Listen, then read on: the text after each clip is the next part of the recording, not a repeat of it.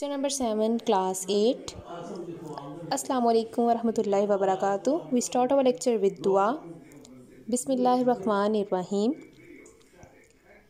रब्बी शरह ली सदरी व यस्सिर ली अमरी वहलुल उक़दतम मिन लिसानी यफ़क़हू क़ौली। रब्बी ज़िदनी इल्मा, रब्बी ज़िदनी इल्मा, रब्बी ज़िदनी इल्मा। Today the date is 12 April 2021 and the day is Monday. Chapter number 2, Real and Complex Numbers. SLOs of this chapter. Today students will be able to define radical, radicand and index. Here some questions from last lecture. It's called the previous knowledge.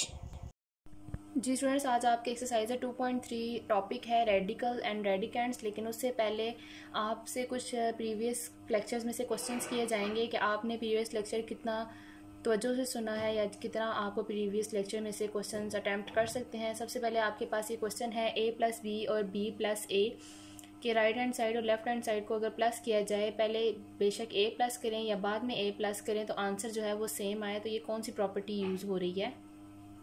Yes, commutative property. कौन सी property है? Commutative property. अच्छा जी, अब आपके पास है 7 divided by 1 multiply by 1 divided by 7। Answer आपके पास 1 आ रहा है। तो आप मुझे ये बात बताएं कि ये कौन सी प्रॉपर्टी इधर यूज़ हुई है? Yes, multiplicative inverse. गुड। अच्छा जी, अब आपके पास क्या है कि 5 है, उसमें प्लस करो साइन चेंज करके और आंसर क्या आ जाए? 0 आ जाए, तो ये कौन सी प्रॉपर्टी यूज़ हुई है? Good, additive inverse. ठीक हो गया।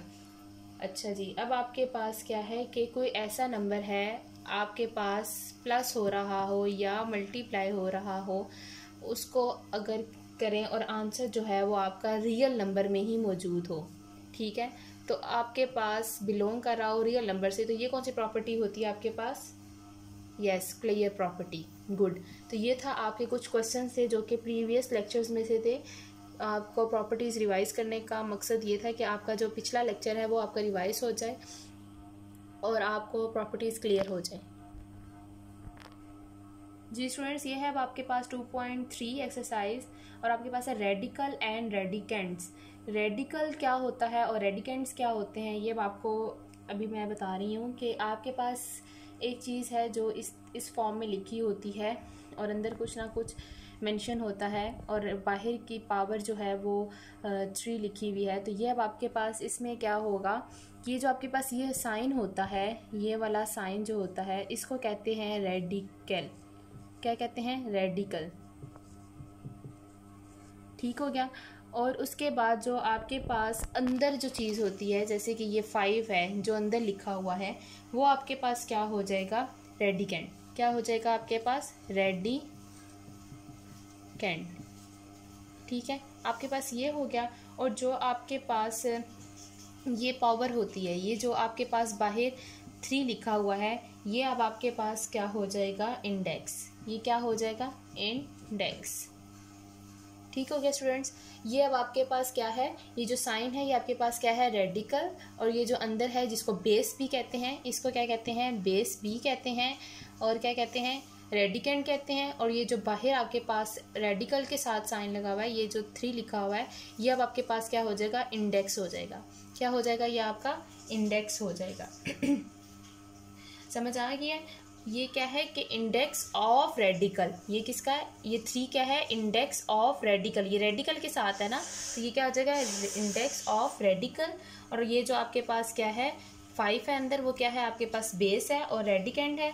और आपके पास ये जो साइन है, ये जो लिखा हुआ है, ये क्या है? आपके पास रेडिकल है। अच्छा स्टूडेंट्स, कि अगर आपके पास कुछ ऐसा लिखा हुआ हो 9 अंडर, ये आपके पास क्या है? रेडिकल लिखा हुआ है।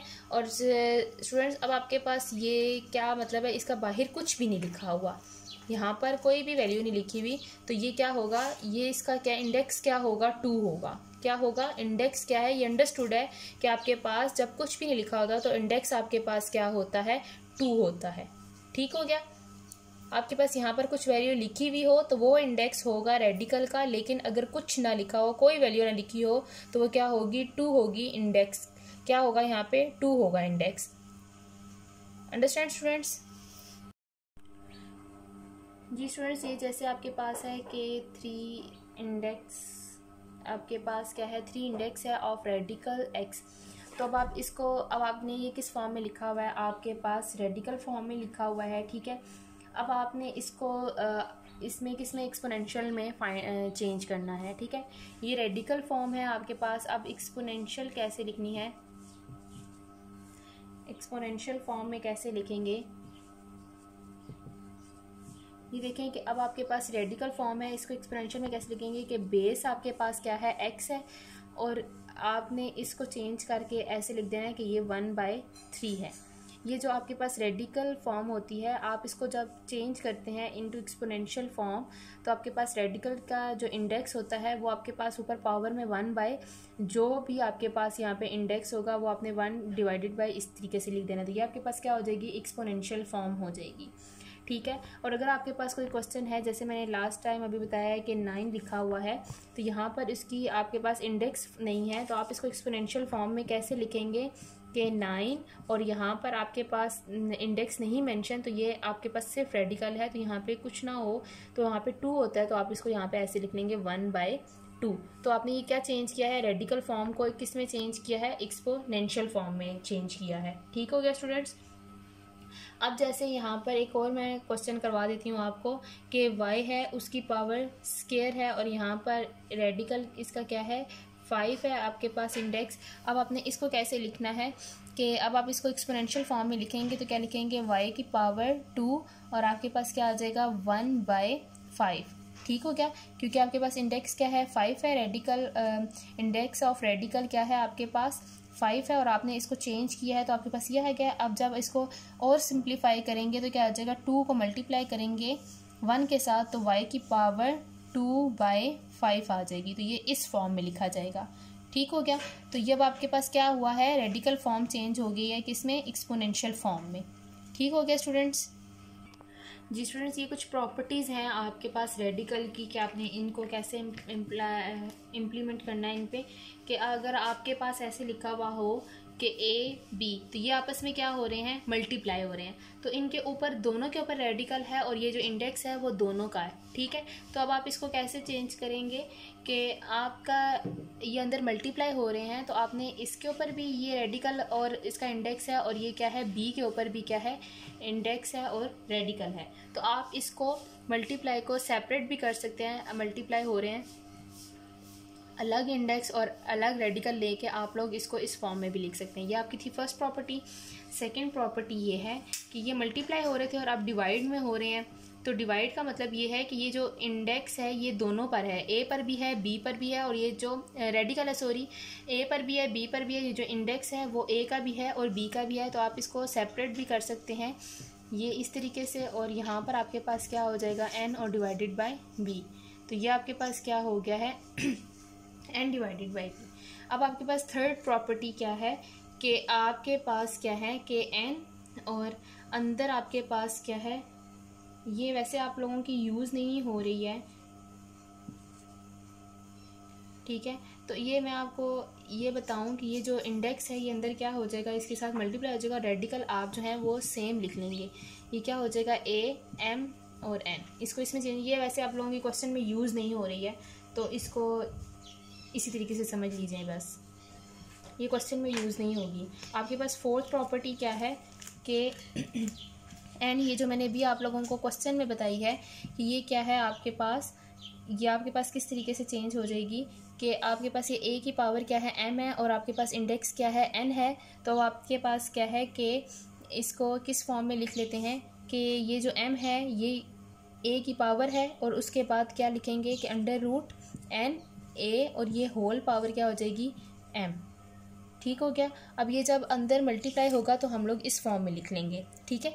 ये जो पावर है ये a की पावर है n m, और ये क्या है आपके पास इन्होंने होल में ले लिया, लेकिन जब ये ब्रैकेट हटेगी तो ये किसकी पावर आ जाएगी, a की पावर आ जाएगी। ओके स्टूडेंट्स, आप लोग इसको इस तरीके से लिख लेते हैं।